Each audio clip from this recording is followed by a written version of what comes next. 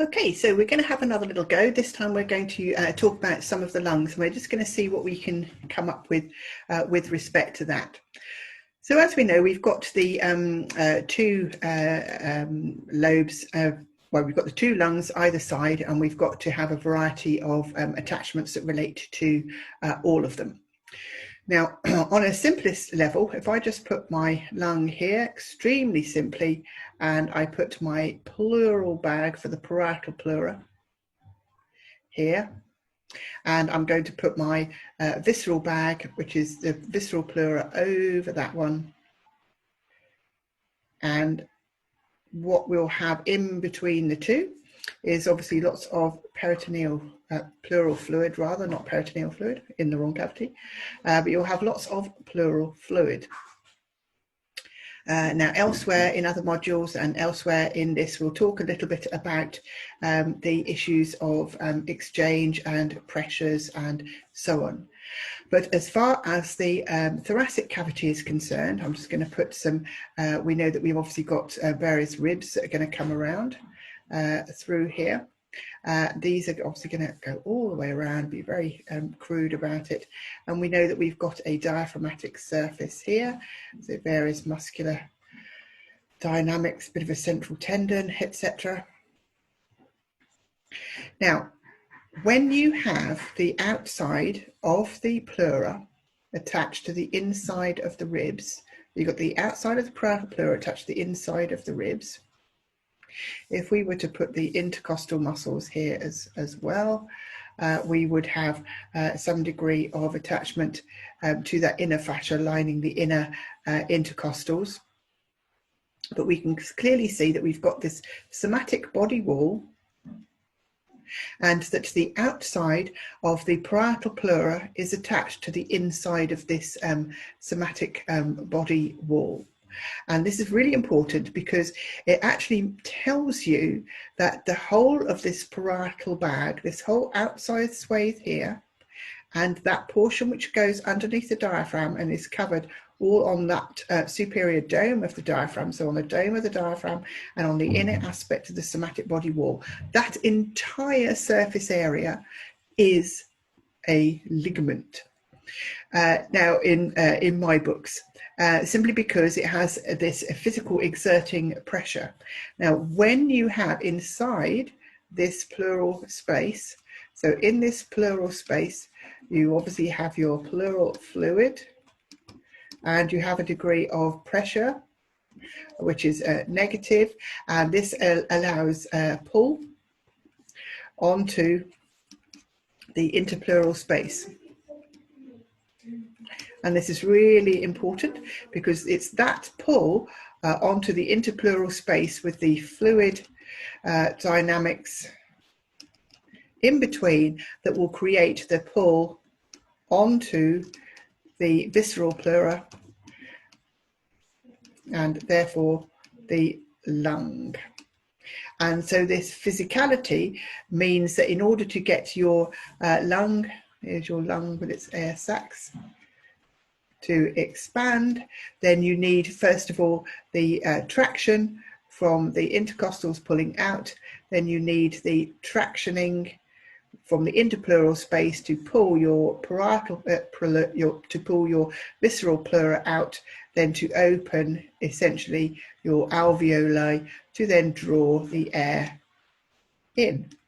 So you create your negative pressure in the alveoli, yeah, by creating a transmembrane, transpleural pressure here, and that pressure is transmitted in that fluid space, and it means that the mechanistic effect of the somatic body wall is transmitted to the alveoli.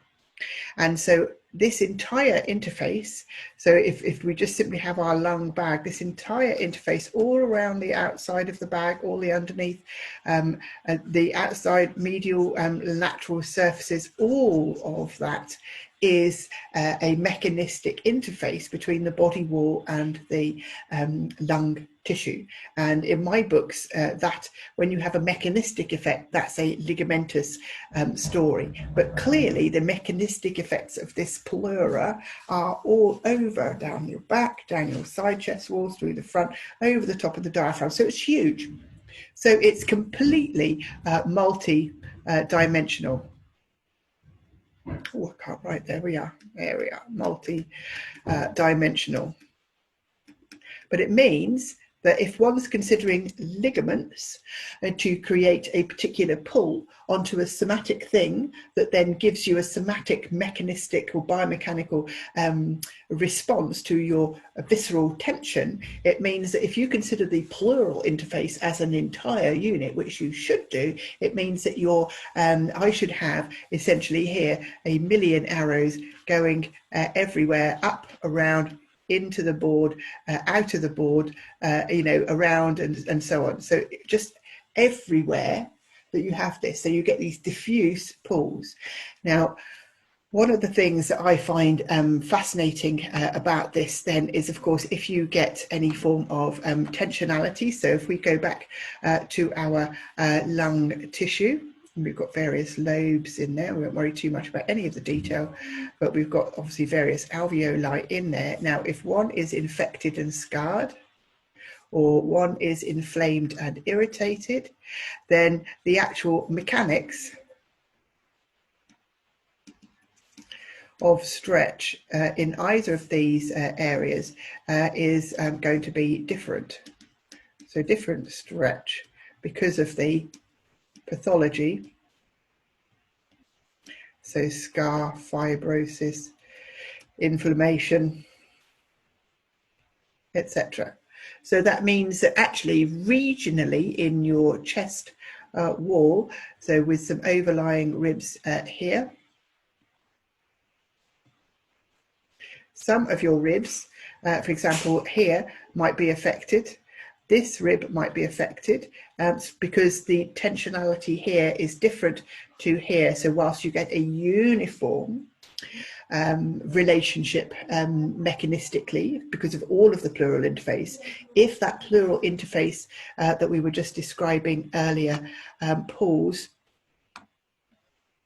if this interface pulls onto sections of the lung or various lobes which are then proffering more resistance than the other lobes, then that will of course alter the way that the alveoli are managed, or alter the way that they are stretched, and alter therefore the mechanistic reflection onto the somatic body wall. So you can have regional differences in your lung pleural body wall interface, which are really interesting to explore. But normally people don't talk about any of that sort of thing when you're talking about the ligaments of the lung, which is a terrible shame, because I think that that's, for chronic breathing dysfunction, when you actually get into the physiology of it all, there's this enormous topic which is called chest wall compliance. And the elastic or other physical properties of the resistance in the chest wall are critical for breathing. I'm going to put it in inverted commas, ease. So anything whereby you want to reduce breathing effort, breathing, the energy required to breathe, reduce any ideas of breathlessness or whatever, then what you're really trying to do is to improve chest wall compliance, improve the ease in which you can breathe. And that's what you can do by having this uniform approach through to global pleural sheet mobilization. So this relates to obviously the pleural sheet and the pleural fluid interface. So you've actually got to have lots of techniques to work both of those things in order to have a good somato-respiratory interface. Now, as I said, these aren't the typical issues of where are the ligaments for the lungs. So what are the typical ligaments? Well, let's just go through a couple. So what we have actually got is, if we have our lung. Now, we'll explain all sorts of other things in more details separately, but what we can do to begin with is think about the actual upper lobe of the lung. Now, I'm putting a lot of arrows around here because we would have at the top, this is the first rib with its interface through onto our vertebra. There's our T1. Oops, can't spell T1, can I? Never mind.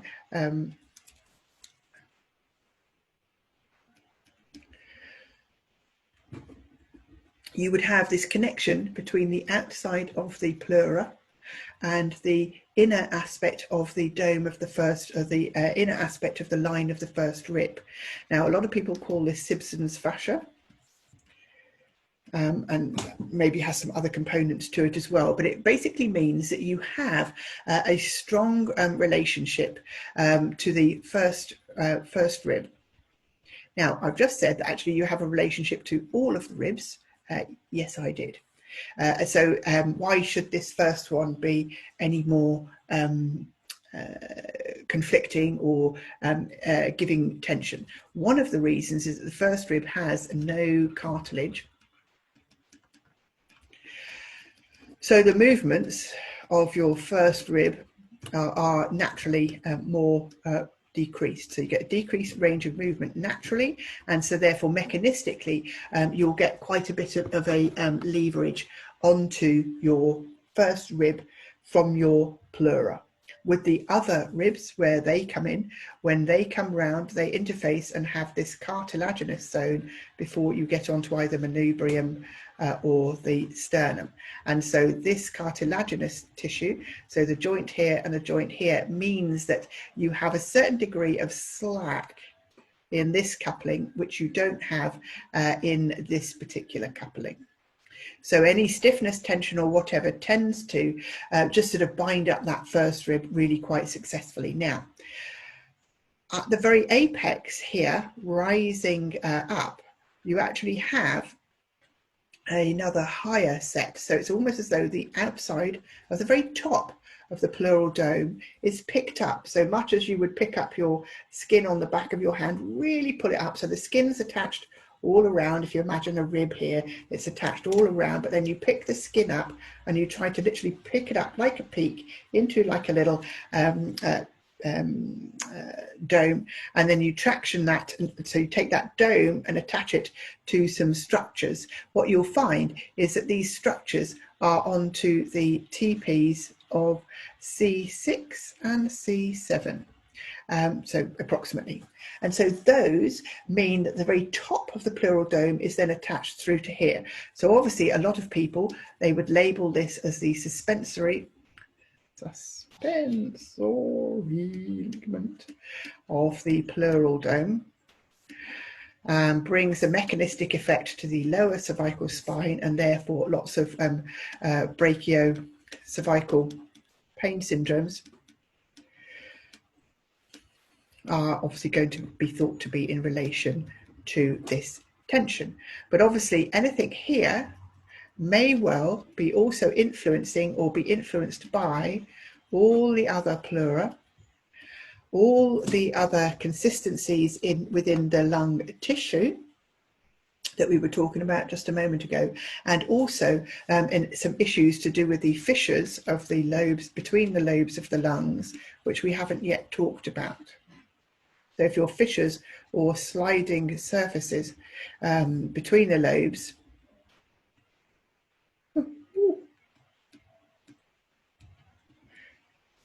so if you've got sliding surface problems between the lobes of your lungs, meaning that the fissures don't work properly, then that compounds any ascending tension through from the pleura to the ribcage interface and exaggerates this. Also, this tension right at the top is going to be exaggerated by the fact that obviously at the bottom you then have this strong pull, strong attachment all over the inferior part of the lung tissue, pulling down all over the surface of the diaphragmatic dome. And so the mechanics of the diaphragm are really, really important to consider. Is she not knowing what she's done there? So the mechanics of all of this really important, because when you contract your diaphragm, it attaches first onto the pleura, pulls the pleura, works the fluid interface, pulls the visceral pleura and the lung tissue, as ascends through here, interfaces with the sliding surfaces which will come, and eventually comes all the way up to here, so that when you breathe in, you will find that as your diaphragm goes down, that it will take up all the slack in between and you'll get this pull here. So actually that's why a lot of people describe this nice contact where you lying behind someone, the person's lying down, you're sitting at their head, you pop your fingers over the lateral lower cervical area, over their superior clavicular area, and then as the person breathes in, you feel for fascial drag, and the drag, or the side that pulls quickest, means that you've got more tension there because there's less slack to take up, there's less suppleness. So immediately you breathe in, of course, it tugs straight away at the top. So for me, this is a slightly different sort of fascial test than some of the other fascial listening things, which I haven't, been so fond of in some of my other videos. But this to me is just a pure mechanistic dynamic, and you're just seeing, because ultimately at the end of an in-breath, you should have a bit of descent both sides when you have literally stretched away and you're literally trying to really force all the air in. You will feel mechanistic pulls through the pleural arrangements there. But if at the outset of inspiration, then obviously you get some pull right there, then that means, either at the outset or partway through, it means, and if one side's more dragging and differently than the other, obviously it means you've got asymmetry in the mechanistic properties of your lung fluid thoracic interface, which can be interesting to note. And that tension can be very diffusely spread, as I've said. But you can get this lower cervical spine dynamics come into play. And of course, that clearly is going to have quite an interesting effect when you come into putting the clavicle. So let's just put our clavicle here through all of these issues. And that we we've got this, let me just clear a bit of that space. So when we put the clavicle in here, we have connections now between the clavicle, manubrium, clavicle first rib, but pleura and clavicle. What's that muscle as well that's in here? It's the subclavius muscle. So from the inner aspect of the clavicle to the superior aspect of the first rib, you've got your subclavius, which obviously links to the mechanics of the clavicle and shoulder complex. So you can have obviously a lot of lateralizing tension build up. Now, that's not the only thing that operates in this area. So let's just move our sheet along a little bit. When you have in this region, in this neck region, you've got a lot of things going down to the heart, or through to the stomach, or back up again. So from this pharyngeal throat area down into the mediastinum, you get a series of tubes. So they're either vessels, your trachea, or your esophagus, or passing in and out, so medially to either lung. You actually get a lot of conduits passing. So if we have our esophagus passing down, and we have our trachea passing down, so if we have those two passing down, we'll put in some little red for some obviously large blood vessels. So we should have obviously our heart here, and we've got large ascending blood vessels. Badly drawn, there we go. And we should have some obviously veins as well. As well as, we've got various nerve fibers. various bits of lymphatics into some other veins, which I haven't drawn here. Don't worry about the accuracy of the position of the lymphatics. But you've got all these tissues running, all these little tubes. And actually what you have too is in between each of these little tubes, you've got a series of connections. So all these tubes, the outsides of these tubes, in between the tubes, it's like filled up with a little bit of loose tissue, so that these tubes are held in orientation. And if we were to do a little bit of a cross section with all these various tubes, we would just find that we would just have a little bits of interconnections just to stabilize them.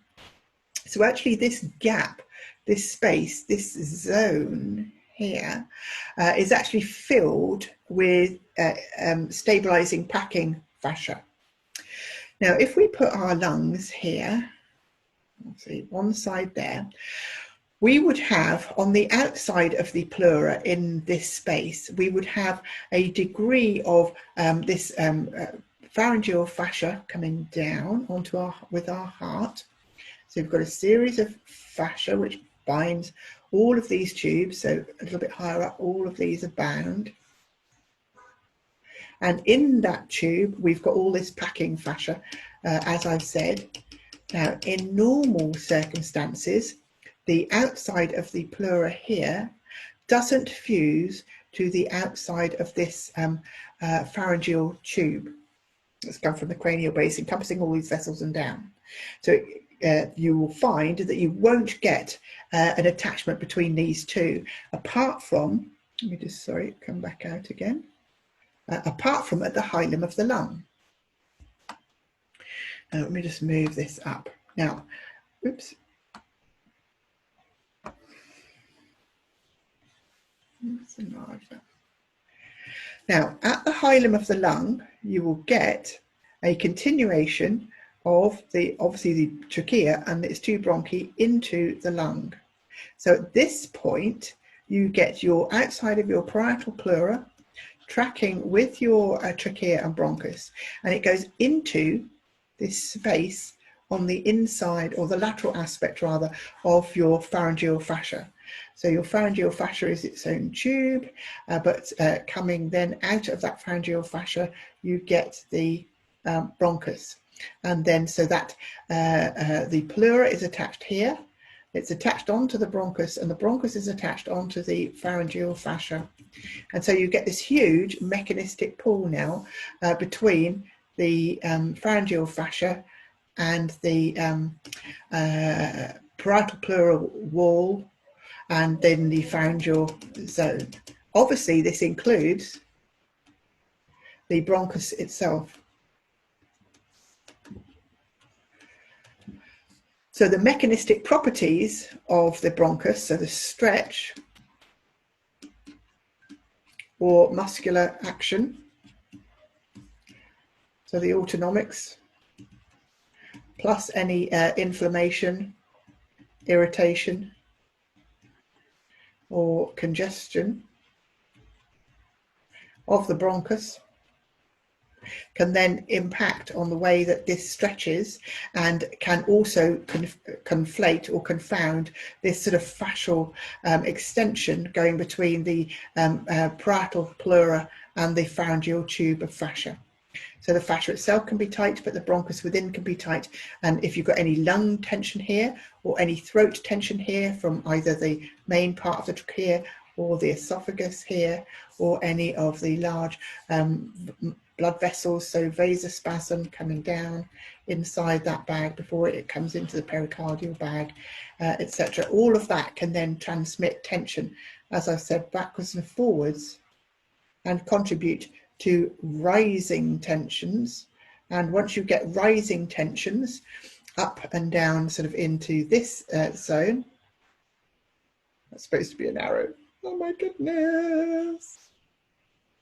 Once you get those rising tensions, then you'll find those will very quickly spill out into all of this dynamic, spreading it laterally. So as well as up, as well as laterally at the thoracic inlet, as well as deep into the mediastinum, between either lung, and it starts to get very bound in this deep mediastinum.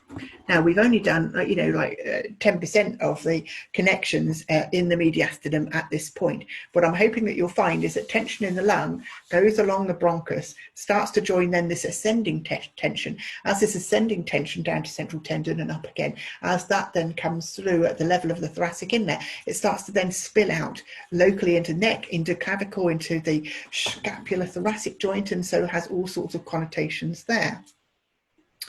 So what else could be going on? All sorts of things. So let's just move along a little bit. I've said that we have these connections through to the, obviously the underneath of the diaphragm. Clearly, let's put some central tendon in there, and we'll just put our costal margin in there. So there's our diaphragm.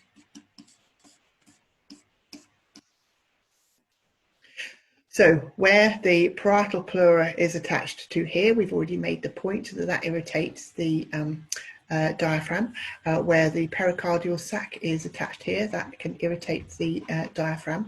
And interestingly, the regional action within sections of the diaphragm, you can actually have regional distortion of the diaphragm. You can have one dome operate more than another. You can have contractures and scouring in certain parts of the diaphragm. And that can lead to zones of the diaphragmatic domes operating differently. Now, because of the actions of the diaphragm,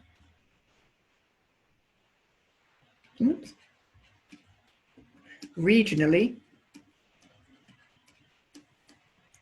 you will get asymmetrical pull onto the lung tissue. And what do you think asymmetrical pull onto the lung tissue gives you? Asymmetrical air intake. So as you're breathing differently here, then the way that the air flows and is drawn in from the outside means that you will have regional deformation, stress patterns in your, so regional inflation, hang on, using the wrong end. So you have regional inflation, which is going to be really important for us when we consider working with all the different lobes of the lungs. And you will also have asymmetrical nasal and pharyngeal airflow. And so again, it can either come from asymmetry in the diaphragm, a sectionality of the diaphragmatic action pulling on the lungs differently, or it can be with tensions building into sections of the lung, meaning that ultimately the airflow on each diaphragmatic descent as it goes through all of that, through all the rib cage and the body wall stuff and the thoracic inlet stuff, means that nasally you have different airflow. Now at some point we're going to get into the completely fascinating world of the nasal cycle, and so we're going to have to come back to the nasal cycle, and there's a lot of autonomics, oops, can't spell, so there's a lot of autonomics involved with the nasal cycle. But it's going to be also influenced by the amount of air that can be drawn through, which is influenced by all these mechanistic things. And one of the things that you need to be able to start to consider with all of these ligaments for the lungs is the impact that it's actually going to have on the respiratory system and its harmony. And so it's really important that you begin to realize that, yes, it's interesting mechanistically, let's say, you know, through to a particular area or a particular vertebra. But the point is that it's then going to alter airflow, which alters gaseous exchange, which alters your metabolic dynamics, which alters your pHs and causes your body to need to adjust. Your heart rate is then going to alter and your cardiac output needs to be dynamized and so on. So it's all about the effects that all of these things have physiologically.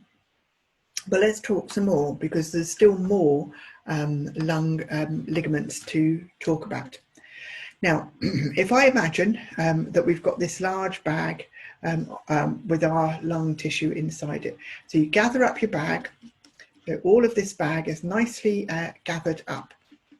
Now, obviously inside the handles of this bag is where we're going to ultimately have our bronchus leading up to our trachea.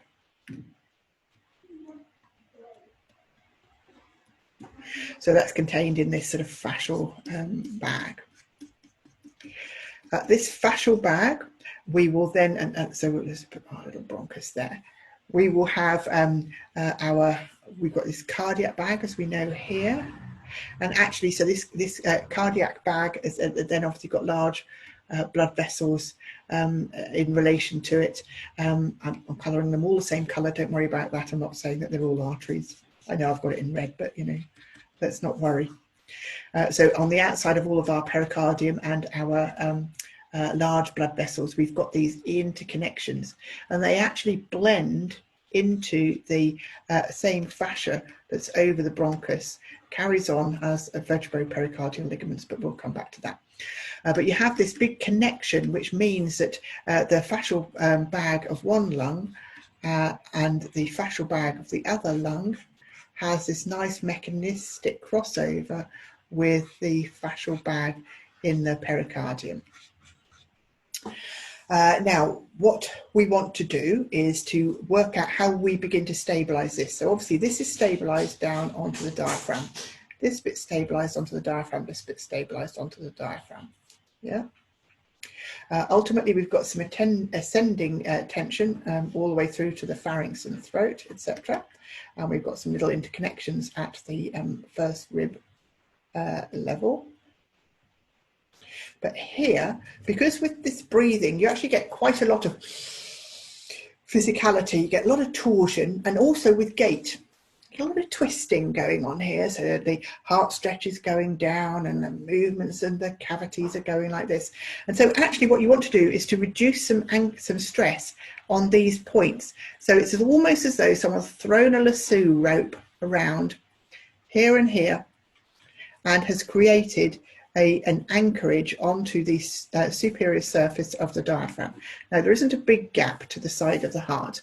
These are sort of, you know, very much close onto the side of the heart, but this is just to tell you, so that essentially you have from the medial aspect of the parietal pleura, causing a anchoring around the hilum of the lung, this medial tensionality comes down and inserts onto the very bit of the diaphragm right next to the heart. So again, you get this sort of collection of all of this parietal pleura sweeping out along here, sweeping down, attaching onto the diaphragm, and this border of it here and here is a little bit like a tennis racket, but with the hilum of the lung on the inside. This is like a cross section of here to here. So this is our cross section. This gives a very strong inferior anchoring, and this is the pulmonary ligament.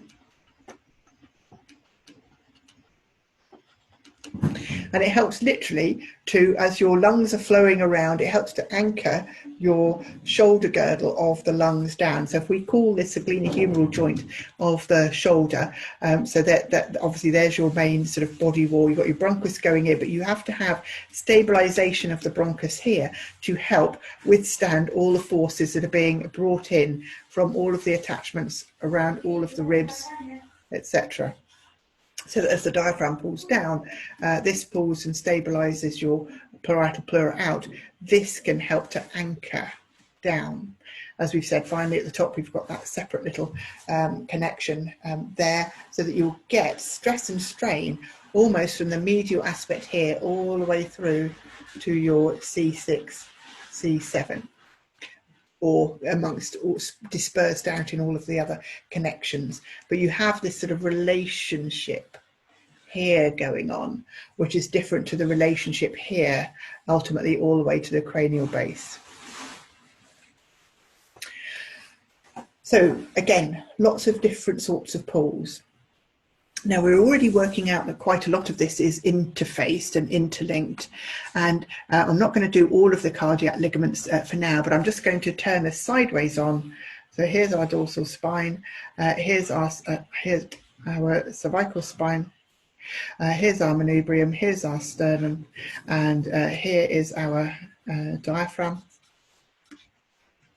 Obviously, we've got our lumbar spine there.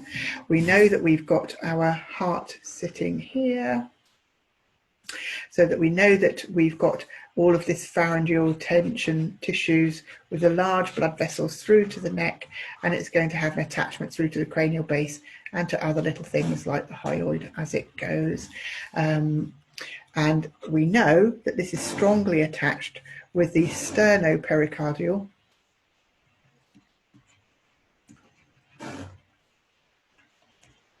ligament.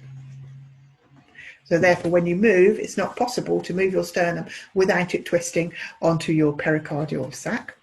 Now, we've just seen that if we put our hilum in place here, so we've got our bronchus coming down, our cartilages, we've got our other bronchus out the other side, we've seen that there's quite a connection here, so that we have this fascial dynamic which carries on over into the anterior part of the vertebra. So this is your vertebropericardial link.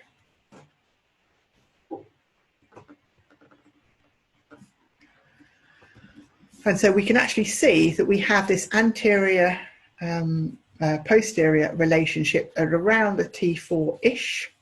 There's sometimes some extensions going up, but I'm going to come back to those when I do the heart. And there's sometimes various extensions down here.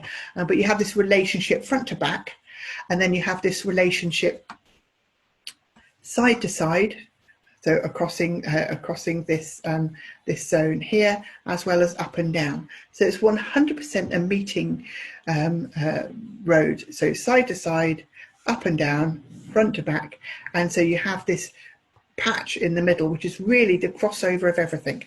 And so ultimately your sort of legs and abdomen are going to go this way, your head, neck is going to go that way, and you've got your two arms off the side. So very quickly you can begin to see, if you're into your little John at all, your anterior and posterior triangles where the two intersect are going to be very interesting. So the whole little John classical osteopathy dynamic as to how the triangles operate with all this tensionality gives you an indication as to why your spinal mechanics end up being the way that they do, either at the cervical, thoracic or lumbar region. Okay, so just for a little note for now, just, oops, I've got all sorts of things going on here, haven't I? Blimey, let me see if I can get rid of that. Probably got no chance of getting rid of that now. What have I done? This is where Caroline doesn't know how to drive her own computer. Never mind, nothing new there.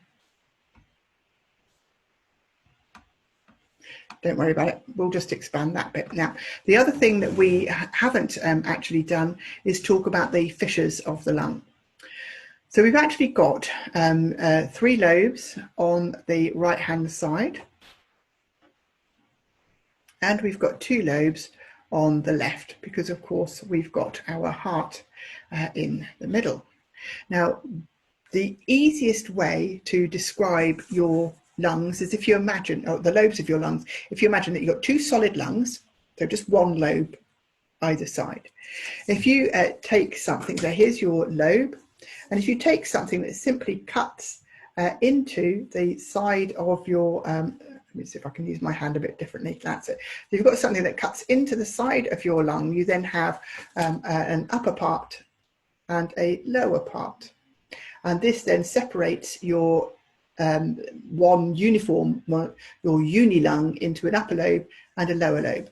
And it's as though if I turn around and I had this sheet come in, that's one of those things, isn't it?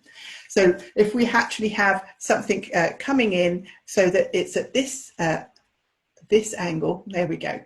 So coming in, slicing at this angle, we see that we're going to have an upper lobe, which is mostly anterior. So this thing that slices in is representing our oblique fissure. So we have an upper lobe, which is mostly anterior, and then we have a lower lobe, which is mostly posterior. So I'm going to have to work on the reversal of my camera, I think, so that you'll get a better picture. So that whatever's going on here is now the lower lobe, which is mostly posterior, and this is the upper lobe, which is mostly anterior. So now I've got an upper lobe and I've got a lower lobe.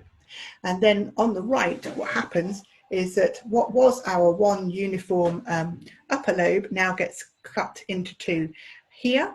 So now I've got an upper lobe, a middle lobe, and then a lower lobe. Yeah.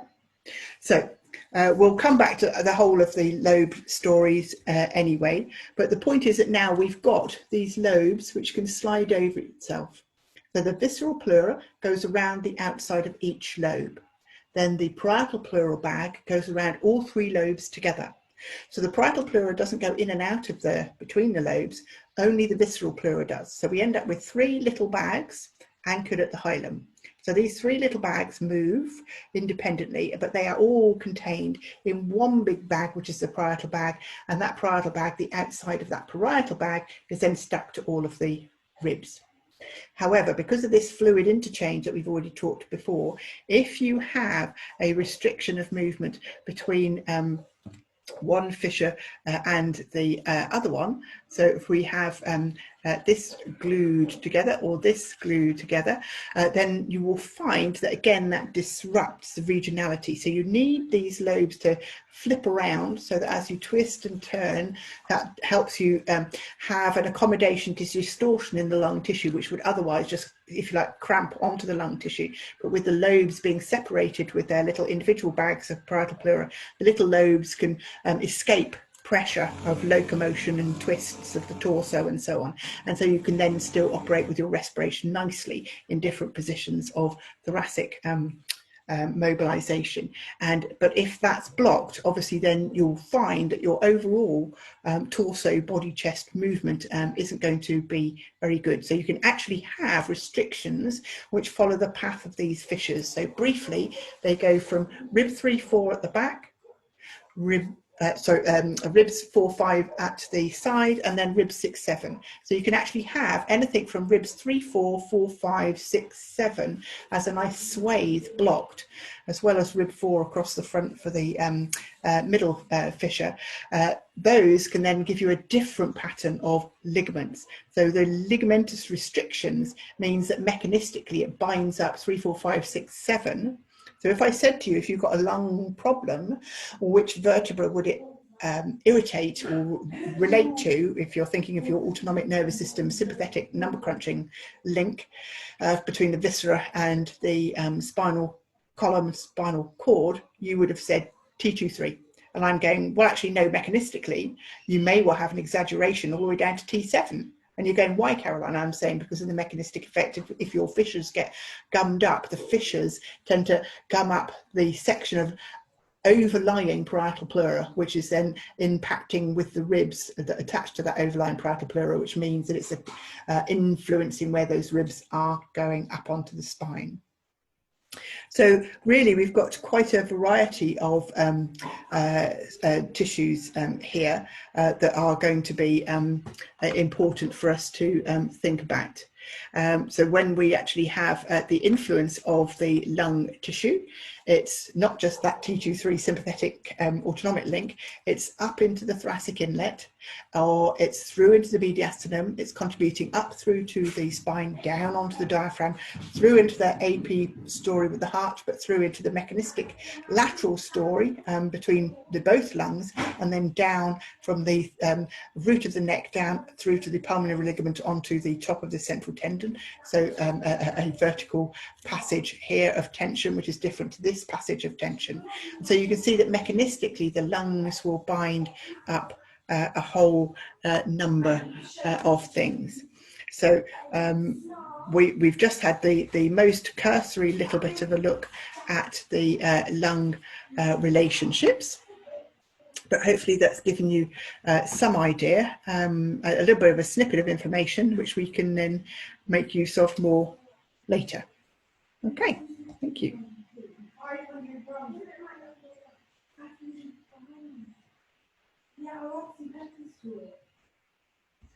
Yeah,